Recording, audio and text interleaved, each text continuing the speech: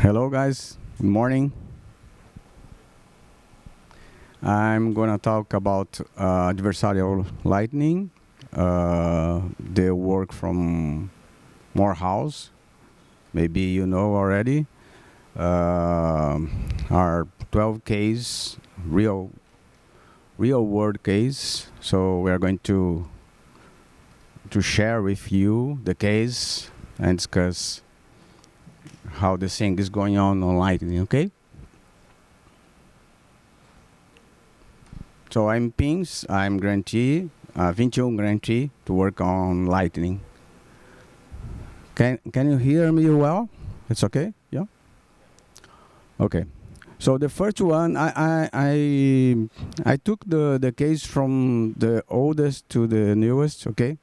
So this is the first one that Morehouse worked on. So he figured out about fake lightning channels, and it was a very interesting because somehow he broke all the implementations with this first issue, the first DOS attack. Okay, so it's work in a very simple way actually. He figured out that he could create a fake transaction ID and send the open message to the peer. The peer answer with accept channel, and then we send a funding create message. But of course, the peer answer with fund signed message, but we do not broadcast the transaction because the transaction actually does not exist actually. So this way you can create a bunch of channels. When you do that, the node allocate some resource, right? And the resources are stuck for about 2 weeks because the bot said you should forget about this open channel 2016 blocks after that. So if you keep doing that, you are allocating resources, and you can broke the channel. So broke the node actually. Oh, sorry. So as I said, it was affecting LND version 0.16, CLN version 23, Eclair before version 0.9, and LDK before 0.01114. So affected differently. Actually, we should say that the CLN do not, how can I say, crashed the node, crashed only the daemon, because the architecture of the CLN has this how can I say, this approach. So crashed only the one daemon of CLN, but LND and Eclair was crashing the node. The second one, it's a very simple one actually, and I think the guys who works with us know very well. So he took the invoice and first the invoice and found a lot of stuff that was not working properly on CLN. The attacker crafted a malicious invoice, sent to the victim paid the invoice and crashed the daemon, right? So he found 5 different types on CLN 23.11. And now we start with some more elaborated issues and exploits. This channel open race DOS attack is very interesting. Also, the CLN has the daemons.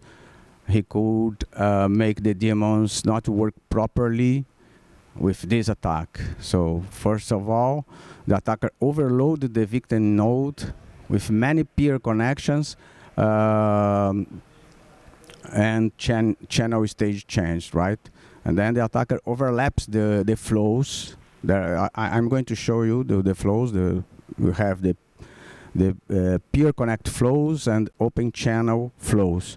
So you overlap those flows and you crash the daemon. How it works? First, just to understand, this is the open channel flow, right? So the daemon connect D, talk to Lightning D, and who talks to Open D, right? And then Open D answer to Lightning D here, and Lightning D launch the channel D. This is the open flow. And the connected flow is simpler. The connect D talk to Lightning D call this hook, and the hook answer to Lightning D, and Lightning D create the channel D daemon. Okay. So if you have a node with a bunch of process trying to connect, you can make this chain backup hook very slow. So you can overlap the flows and crash the daemon. How do you do that? You start the peer connect, okay? But the peer connect is going to talk to the hook, but the hook is slow because you are attacking the hook, right? With a lot of connections. At the same time, we start the peer channel flow, but peer channel flow do not use the hook, so he answers faster and creates the channel D. And when the other flow will do the same, try to create the same channel D daemon, and the assert crash the daemon. Okay, so that's the more elaborated one, and was affecting CLN 23.05.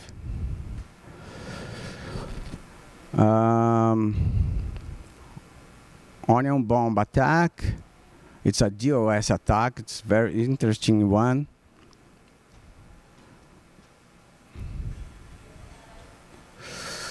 So the attacker creates a topology like that. I mean, B is the victim and M is the attacker, and create an onion package containing encoded length of unsigned int of 32 bits. So it's big enough to be more than 4 gigabytes, and the node has had a bug that allocated this size in memory, and if the node has only 4 gigabytes, he crashes instantaneously.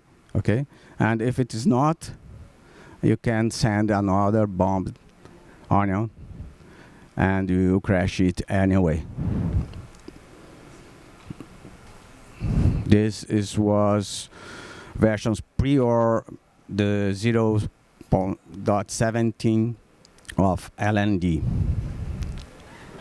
And then now another kind, I think we could call this a DOS attack, but a kind of different one, where we are going to lock funds of the victim. This one is more elaborated. Also, you create the same topology. I mean, the B is the victim, the M is the attacker, and the attacker then routes HLCs. So first he sends one small HLC with a time lock of X, and 2 other HLC. One of them are the bigger, with the time lock of X plus 1, okay? So this is attacking the kind of anchor channel, because anchor channel when the node is using Anchor channel, there is a subsystem called sweeper on the node, and the sweeper will aggregate the transactions based on the time lock. So those transactions that has the same time lock, the sweeper will group it together and will put on chain when it's necessary, okay, before the time lock expires. But there was a bug actually. The attacker could route some other HOC to provoke change of states and make those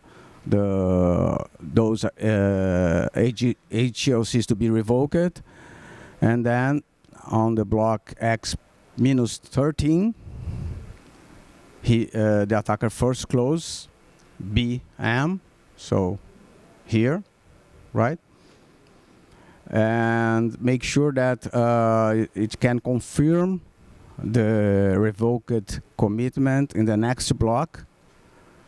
And then the attacker could conflict the transaction, spending HLC1, this one, and HLC2, this one, okay? So the sweeper should figure out that those transactions were expanded, those outputs were expanded out already, but the sweeper could not take the second one. So the second one, the sweepers keep trying to bump the fee, and the funds are locked indefinitely. Okay, so this was affecting LDK 0.0.125 and below. So this one is a kind of DOS attack also that would force close all the channels of the victim. We need how can I say, a more elaborated topology. Means that the attacker has two nodes, right? In this case, M1 and M2, and the victim is the B.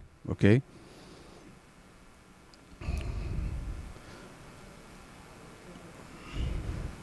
So the attacker routes any HLCs. So like with the same payment hash, so it's a multi-part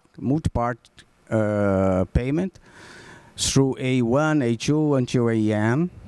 Okay, so the HLCs with the same payment hash flowing to B. Then M2 confirms a revoked commitment that contains only one of the N HLCs. So the problem happens when the B will fail back, and he should fail back all the HLCs because it's the same payment, but because of the bug he fail back just to one, and the others are stuck.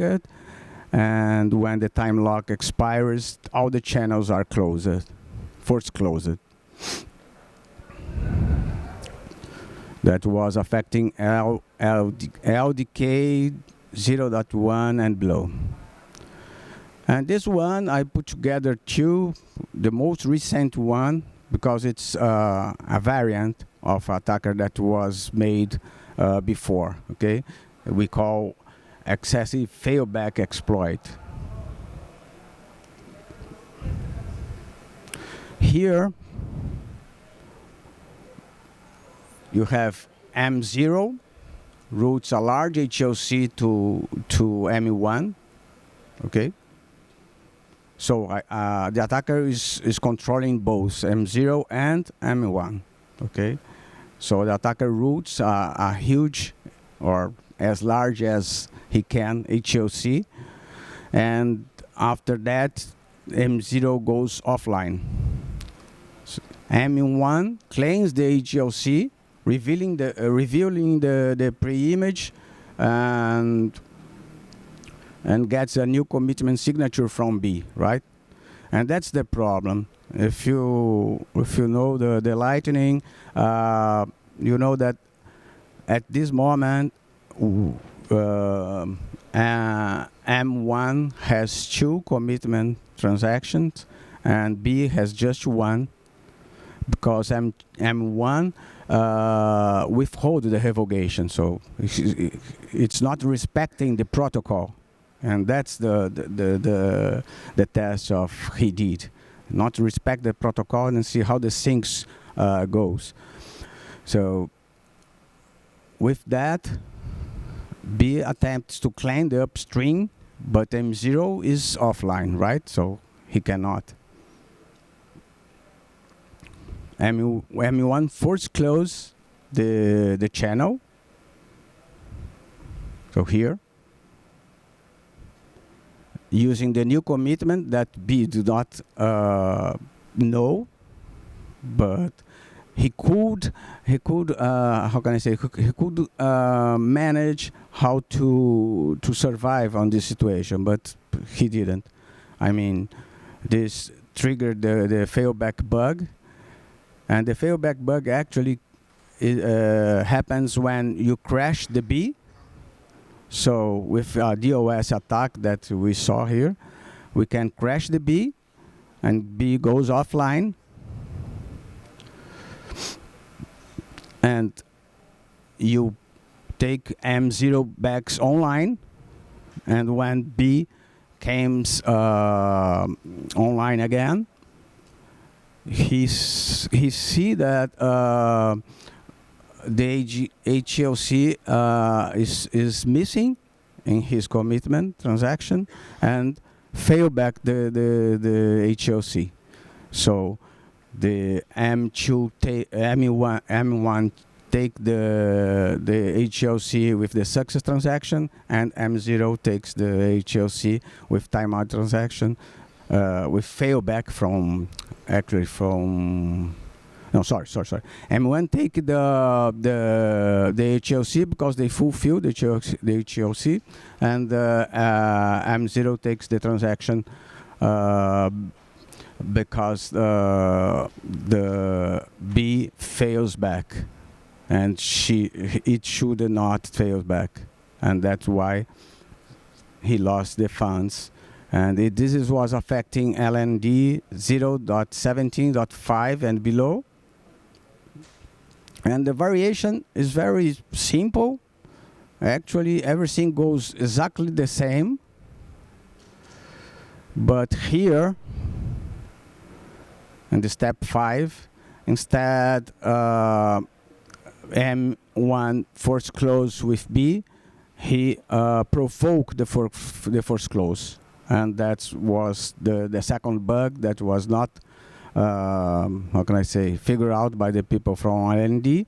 And on version 0.18.5 and below was affected by that.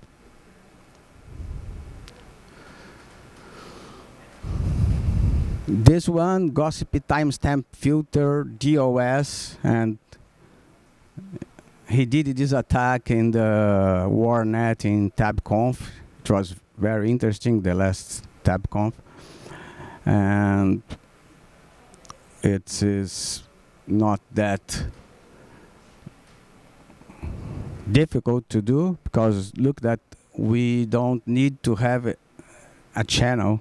So the attack is very cheap, very cheap, because you don't have to have a channel, just to connect to the node and send a gossip message, timestamp, asking for all the gossip full graph, and then the answer is huge, right? So you keep doing that. You keep the connection active, slowing hacking, right?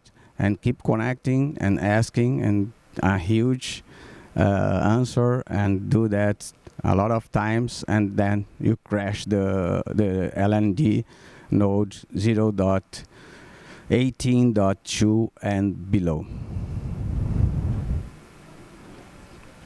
This one is the pre-image extract exploit, and this one is take advantage of that same problem that we said before, when they know the one peer has 2 commitment and the other peer has just 1 commitment, and the peer, it's almost a edge case, so the peer do not know how to figure out this situation, and sometimes do the wrong thing.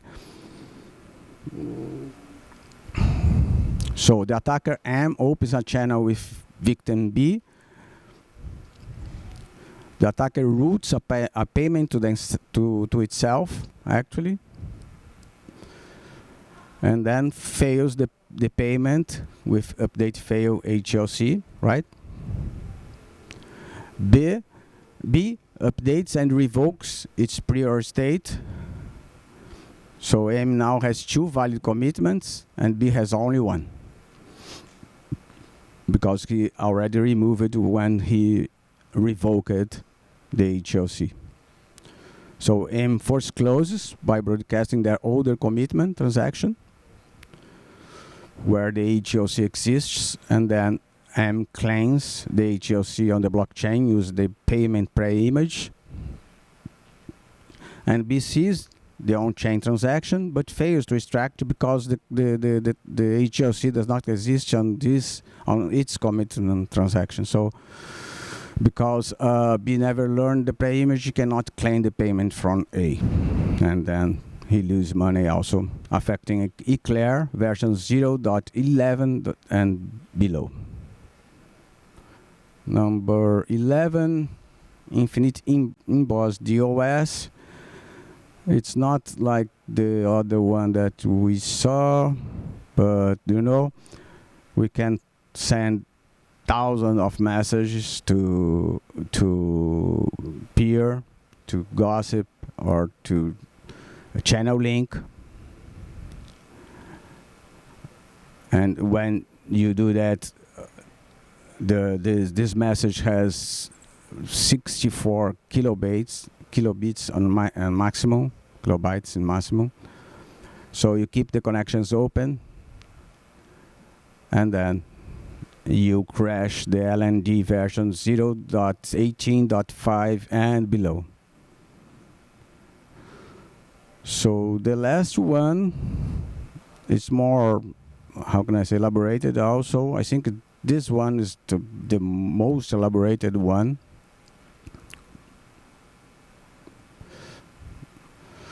Open channel with the victim and route 40 HOCs to itself, okay, with the time lock of 80 blocks.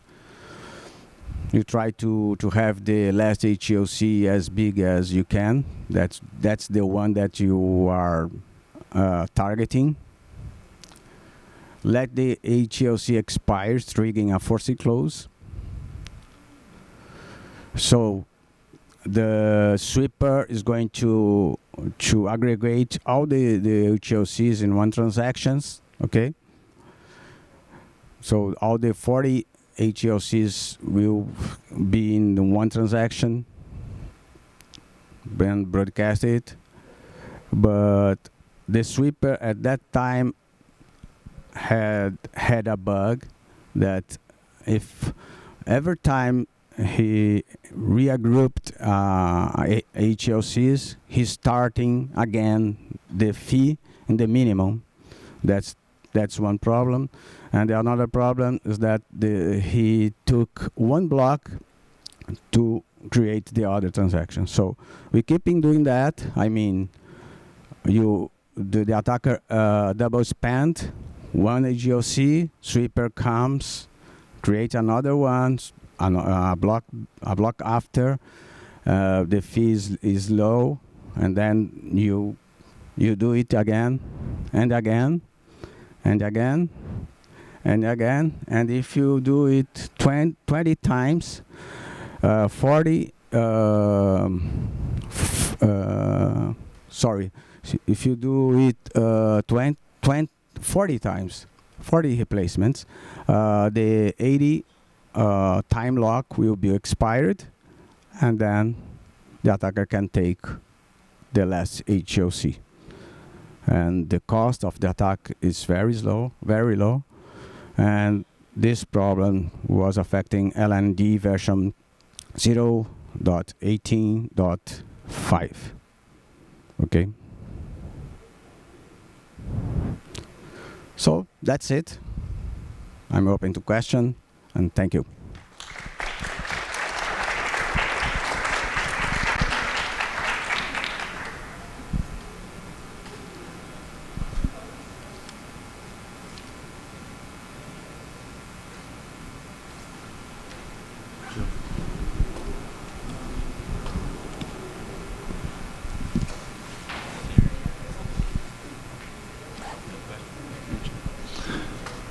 Any questions, people? Does anyone have a question for Pins? Yeah.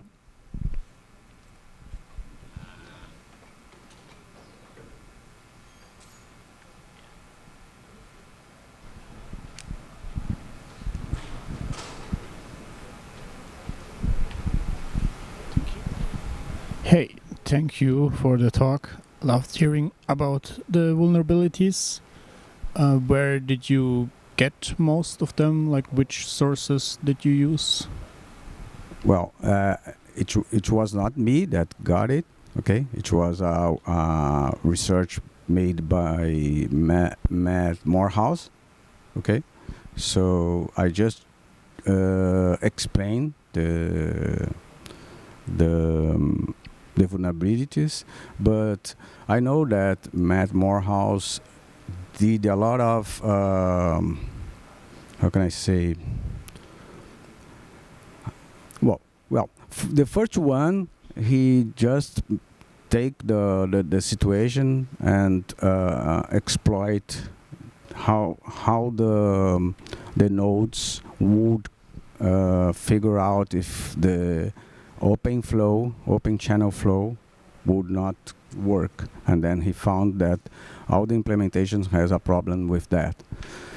After that, he was invited to inspect the code of the implementations, and he found most of the vulnerabilities inspecting the code.